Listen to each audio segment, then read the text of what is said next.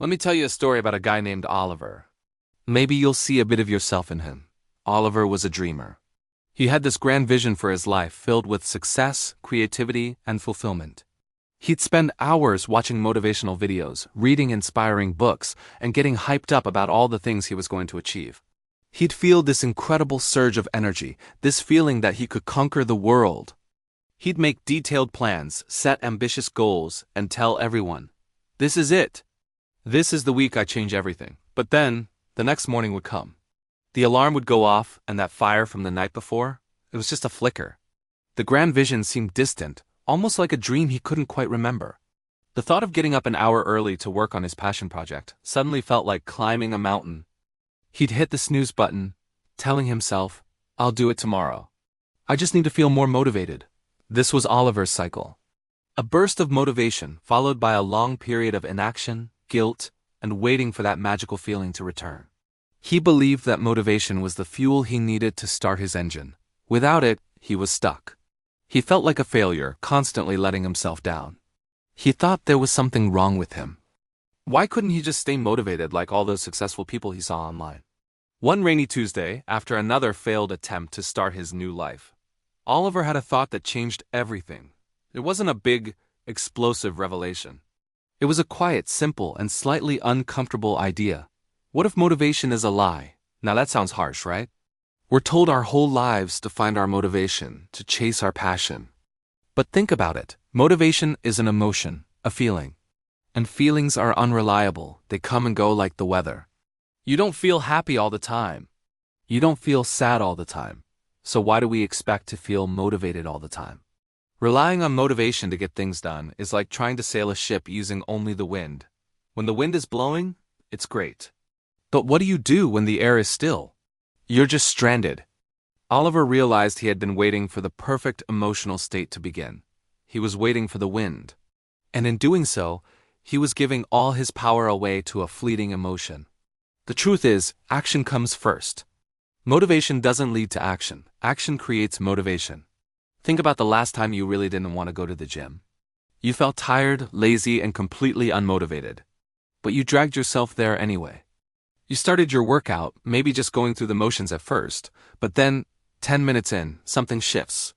Your body warms up, the endorphins kick in, and suddenly you feel good. You feel strong. You feel motivated to finish the workout, and maybe even push a little harder. The action of starting, even when you didn't feel like it, generated the motivation you thought you needed in the first place. This is the secret that successful people understand. They don't wait for motivation. They rely on discipline. Now, discipline can sound like a scary military-style word. But it's not about being harsh or punishing yourself. Discipline is simply the act of doing what you need to do, even when you don't feel like it. It's about being a friend to your future self. It's about choosing the long-term gain over the short-term comfort. So Oliver decided to try a new approach. He stopped searching for motivation. Instead, he focused on building systems and habits. He decided he wanted to write a book. The old Oliver would have waited for a lightning bolt of inspiration.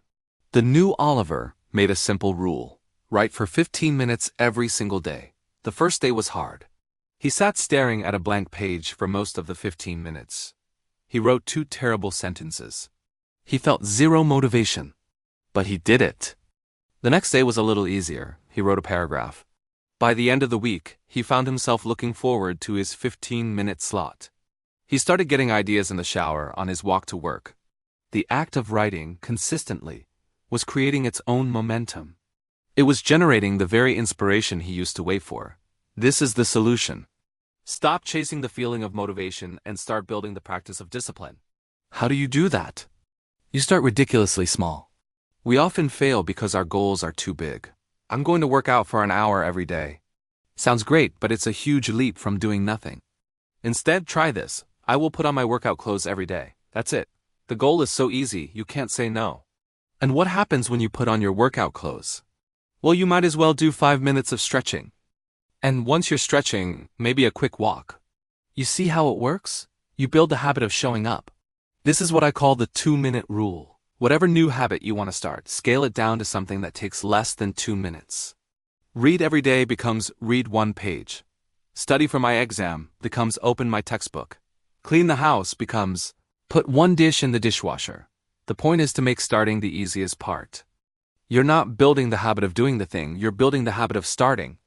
Oliver applied this everywhere.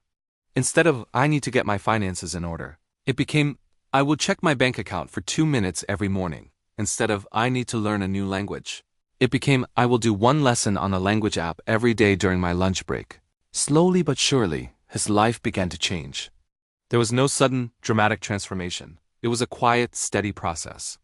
A year later, he had a finished first draft of his book. He was exercising regularly. He felt more in control of his life than ever before, and the funny thing was he often felt motivated. But it was a different kind of motivation. It wasn't the fragile, fleeting hype from a video. It was a deep, solid confidence that came from keeping promises to himself, day after day. It was the motivation that is earned through action. So if you're like Oliver, stuck and waiting for motivation to strike, I want you to try this. Forget about motivation, let it go. Instead, ask yourself, what is the smallest, easiest step I can take right now toward my goal? What is the 2-minute version of the habit I want to build? Don't worry about where you'll be in a year. Just focus on today. Focus on the next 2 minutes. The secret to getting ahead is getting started. And the secret to getting started is to break your complex, overwhelming tasks into small, manageable tasks and then starting on the first one. Your life doesn't change in one big moment of inspiration. It changes in thousands of small moments of discipline, of choosing to show up even when you don't feel like it. Stop waiting for the wind to blow. Pick up the oars and start rowing. You might be surprised at how quickly you start to build your own momentum. You are far more powerful than any fleeting feeling. You just need to prove it to yourself 2 minutes at a time. Thanks for watching. If this helped you, consider subscribing for more realistic ways to build a better life. See you in the next one.